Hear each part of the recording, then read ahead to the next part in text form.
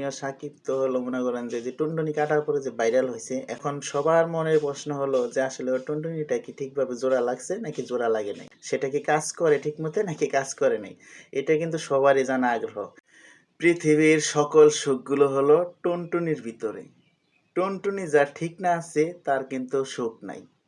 এই যে দেখেন জুনিয়র সাকিব, তার যে পূর্বের স্ত্রী ছিল সাবেক বউ শিখা, তার অভিযোগ হলো যে মানে জুনিয়র সাকিবের টুনটুনির কিন্তু অনেক বিগার, যার কারণে তার পরকীয়ায় লিপ্ত হয়েছিল।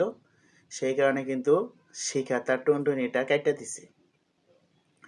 তো টুনটুনি তো কাটছে, শিখার যা বিচার হওয়ার তো বিচার হয়েছে।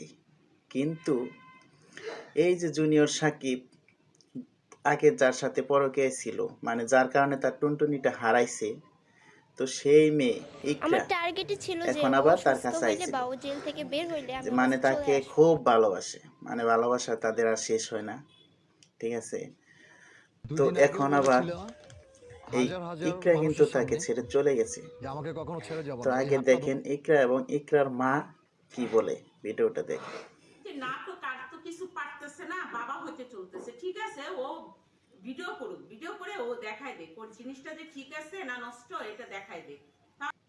দেখছেন ইকরার মা কিন্তু বলতেছে যে তার যদি এতই পাওয়ার থাকে, সে যদি এতই ভালো থাকে, তাহলে তার ভিডিও করে তার টুনটুনিটা দেখাই দেয় নাকি।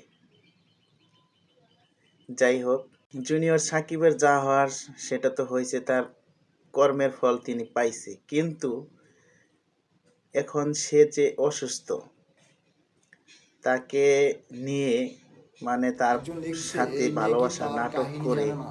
তার তুমি পিছনে কি আমার গিয়া কাহিনী জানো না? তার সাথে এরকম প্রতারণাটা করা কিন্তু মোটেও ঠিক হয়নি, ঠিক আছে। তো এখন বর্তমানে মনে করেন কি চলতে জানেন জানেন মানে জুনিয়র সাকিব তো হলো মনে করেন যে টুনটুনি কাটার পরে যে ভাইরাল হয়েছে, এখন পর্যন্ত কিন্তু সে ভাইরাল আছে।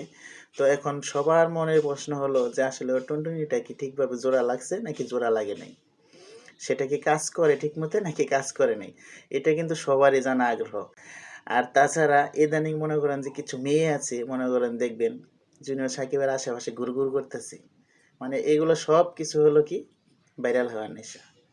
মানে জুনিয়র সাকিবের পাশে গিয়ে দাঁড়াইলেই কিন্তু ভাইরাল হবো, আর ভাইরাল হওয়ার পরেই অনলাইন থেকে কিছু মনে করেন যে ওই ইনকাম করতে পারবো, ঠিক আছে। তো জুনিয়র সাকিব ভাই, আমার ভিডিওটা যদি আপনার কাছে যায়, আপনি যদি দেখেন, অবশ্যই আপনি এই যে প্রতারণাকারী ভাইরাল হওয়ার নেশা এইগুলো মেয়ের থেকে অবশ্যই দূরে থাকবেন। কেমন? কারণ তারা শুধু আপনাকে ব্যবহারই করবে, ব্যবহার করে তারা ফেমাস হবে, তাছাড়া কিন্তু কিছু না।